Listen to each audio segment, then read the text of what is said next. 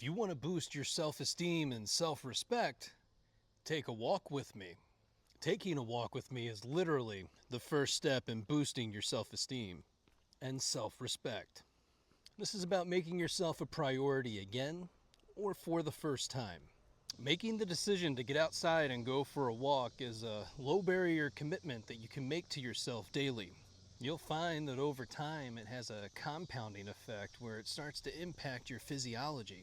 You might currently find yourself in a place of fear, anger, frustration, and irritation. As little as 20 minutes and a little bit of nasal breathing, you find yourself feeling different. It gives you the time and opportunity to look at things a little more objectively and reorient yourself to the direction that you actually want to be going. You can turn this walk into one of the difficult things that you do each day by adding a weighted vest.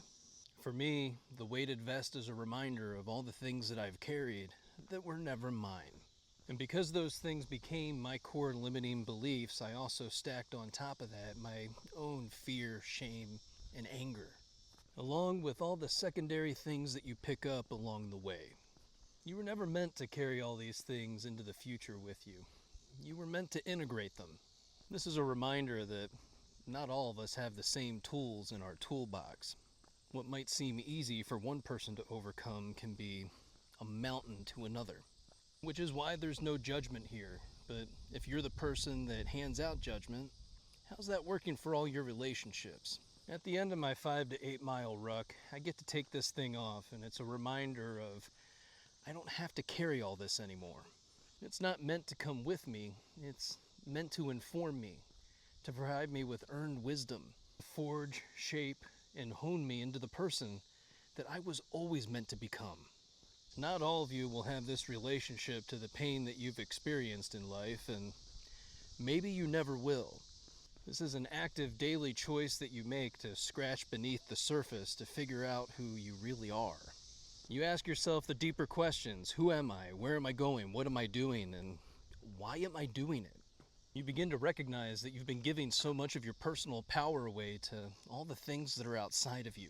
You acknowledge that there's a lot that you can't control, but you do control the way that you think, act, and feel, along with the meaning that you assign to all those things. You'll hear people like Alex Hormozy say, "It's my fault, all of it." When you shift away from blaming everything outside of you, you begin to take your personal power back. You become more capable, competent, and confident in who you are as a person. I know, it's not easy to break free from the blame game. There's always plenty to go around. It's not about condoning or agreeing with any of those previous experiences that you've had. It's acknowledging that you potentially have a very long life ahead of you, and you're not going to allow those things to become the limiting factors in your life.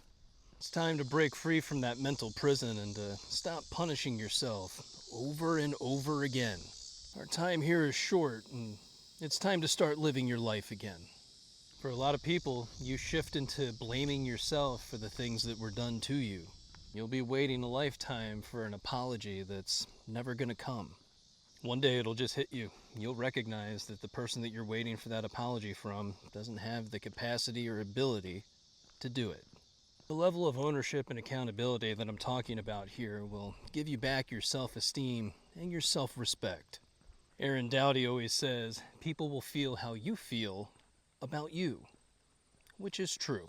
If you don't truly know, like, and trust yourself, why would they? You have to remember that you're always sending a signal out into the world. So if you feel fearful, insecure, or uncertain, other people are going to pick up on that vibe. Instead of asking yourself, does this person like me? You can start asking yourself, do I like them? Do I like who I am when I'm with this person? Do I like who I am when I'm without this person?